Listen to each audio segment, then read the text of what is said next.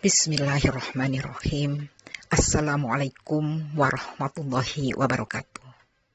Alhamdulillah, alhamdulillahilladzi arsala rasulahu bil huda wa dinil haqq liyudhhirahu 'ala dini kullih wa kafa billahi syahida. Asyhadu an la ilaha illallah wa asyhadu anna Muhammadar Rasulullah. Allahumma shalli wa sallim ala nabiyina Muhammad wa ala alihi wa sahbihi wa sallim ajma'in. Raditu billahi robba wa bil islami dina wa bi Muhammadin sallallahu alaihi wasallam nabiyya wa rasulah. Rabbi zidni ilma warzuqni fahma waj'alni min ibadika sholihin. Rabbi shrah li sadri wa yassir li amri wahlul 'uqdatam min lisani yafqahu qawli. Amin. Puji syukur kita panjatkan kepada Allah yang sampai hari ini masih mengizinkan kita untuk bisa menambah amal kebaikan dengan diberikannya umur dan kesehatan kepada kita. Dan alhamdulillah kita juga masih bisa melaksanakan puasa Ramadan, bulan yang mulia yang dipersembahkan oleh Allah untuk kebaikan umat manusia. Para pendengar kajian Ramadan yang dirahmati Allah, pada sore hari ini saya akan menyampaikan tadabbur surat Al-Baqarah ayat 81 sampai 84. Penjelasan dari ayat tersebut kami ambil dari tafsir Aisyarut Tafasir karya Syekh Abu Bakar Jabil Al-Jaiziri. Saya bacakan mulai dari ayat 81. A'udzubillahi minasyaitonirrajim.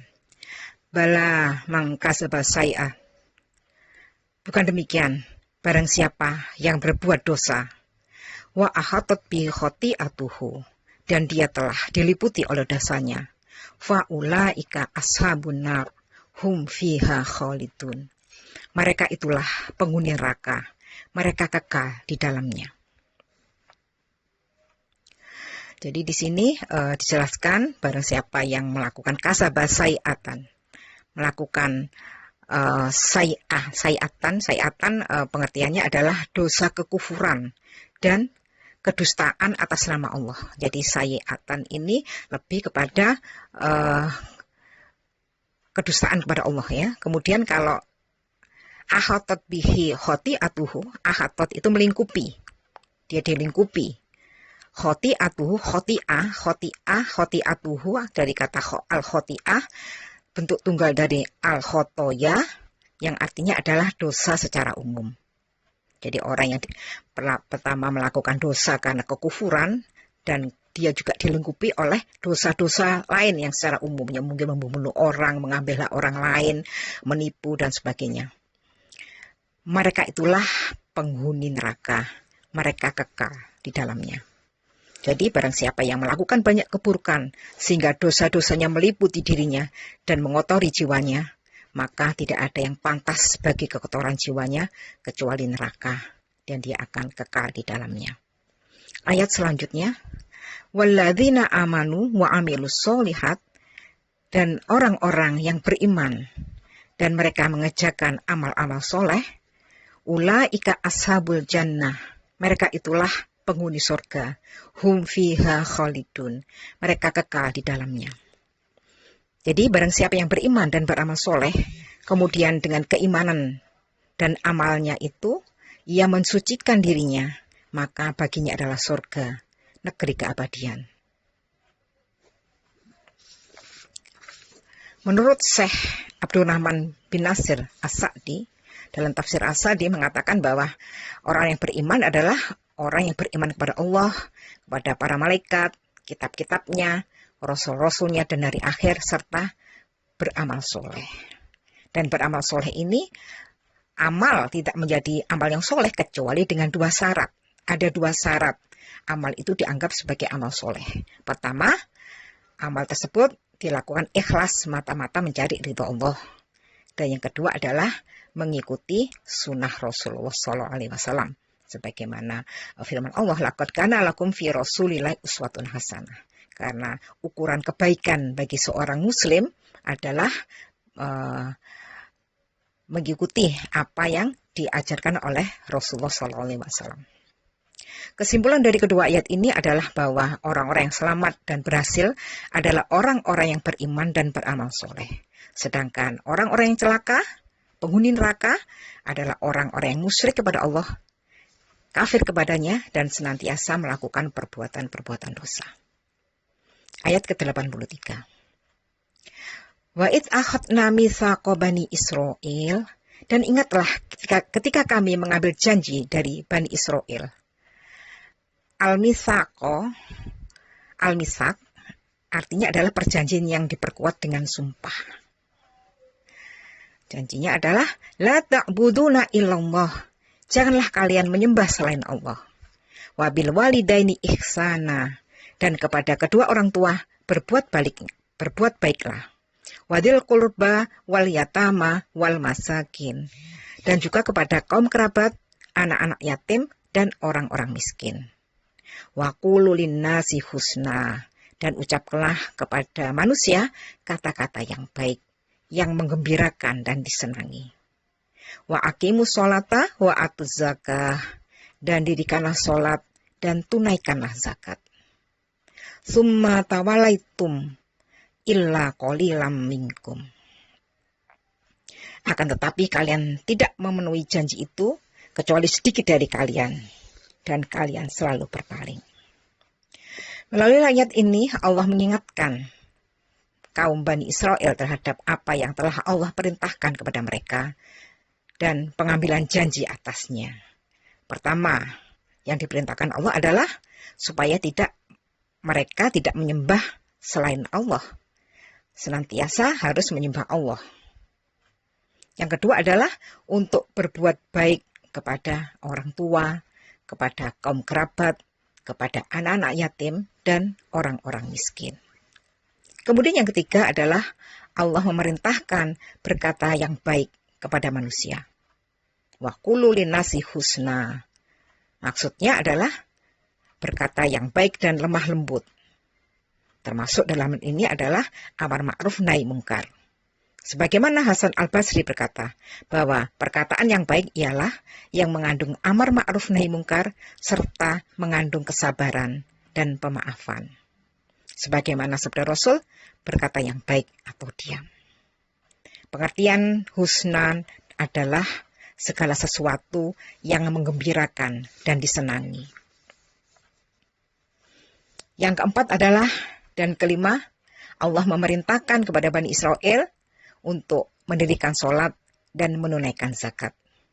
Perintah mendirikan sholat adalah suatu bentuk keikhlasan kepada Allah sebagai zat yang berhak disembah. Sedangkan menunaikan zakat adalah bentuk kebaikan kepada sesama hamba. Perintah mendirikan sholat dan menunaikan zakat selalu bersanding dalam banyak ayat dalam Al-Quran. Kemudian Bani Israel justru berpaling dan enggan menepatinya. Ayat ke-84. Wa id akhadna mitsaqakum, dan ketika kami mengambil perjanjian yang kuat dari kalian, Bani Israel, la tasfikuna dima'akum, yaitu kalian tidak menumpahkan darah atau membunuh orang. Wala tukhrijuna anfusakum min diyarikum, dan kalian tidak akan mengusir diri kalian sendiri, artinya saudara sebangsa, dari kampung halaman kalian. Summa aqrartum, kemudian kalian berikrar. Wa antum tasyhadun, sedangkan kalian menyaksikan.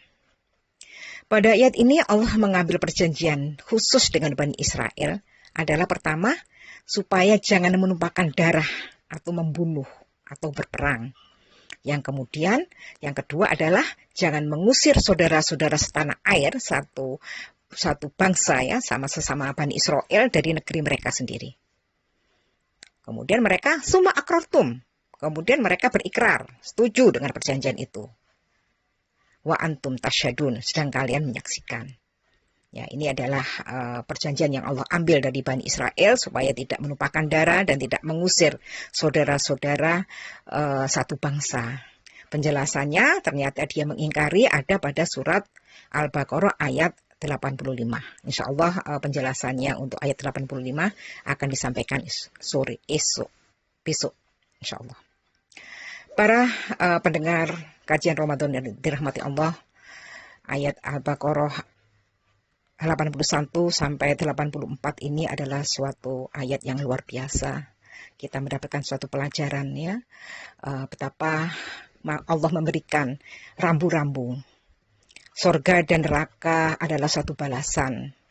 Manusia sendiri yang memilih, dia akan menempatkan dirinya dalam surga atau menempatkan dirinya dalam neraka.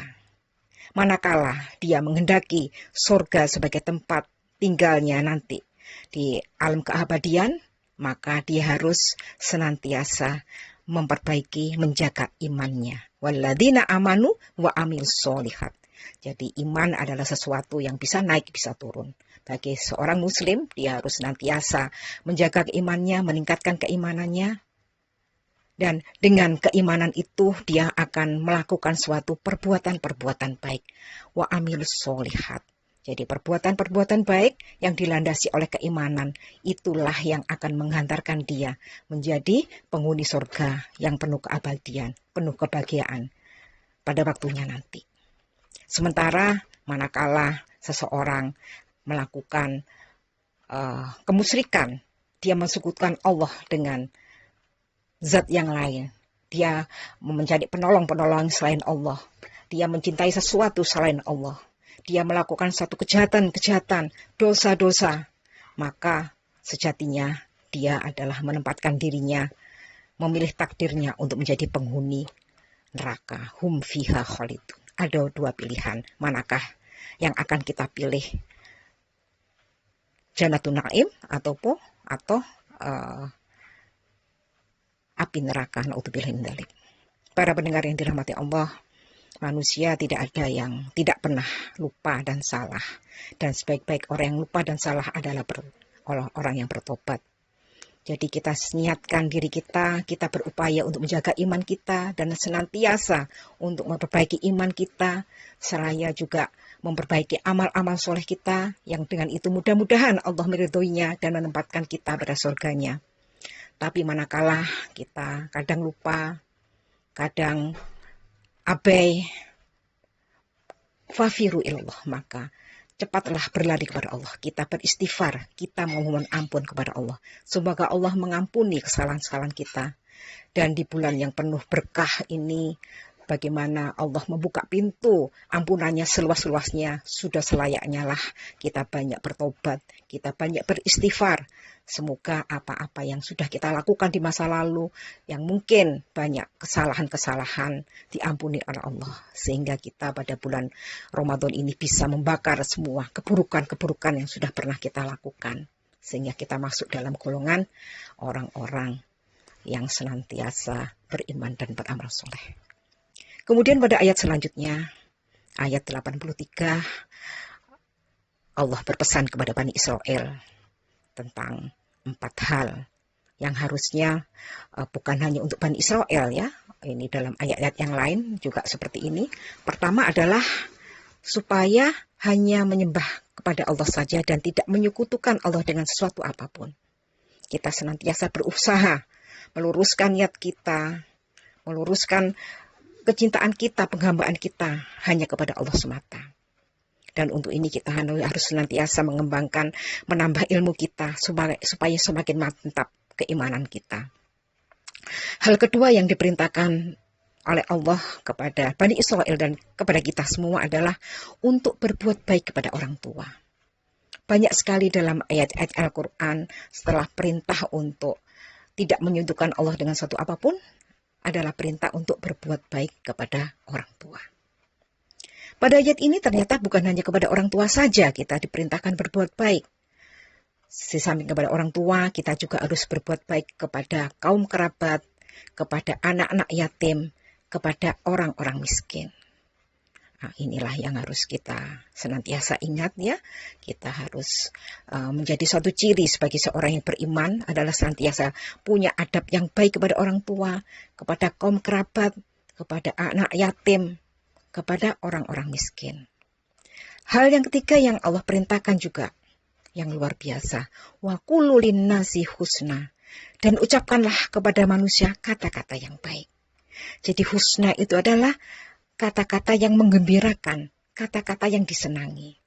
Di sini perintah Allah yang luar biasa. Betapa seringkali kita kurang pandai dalam meramu kata-kata. Memilih kosakata kadang-kadang maksudnya baik tetap disampaikan dengan pemilihan kosakata yang kurang baik. Sehingga kadang menyakiti orang lain.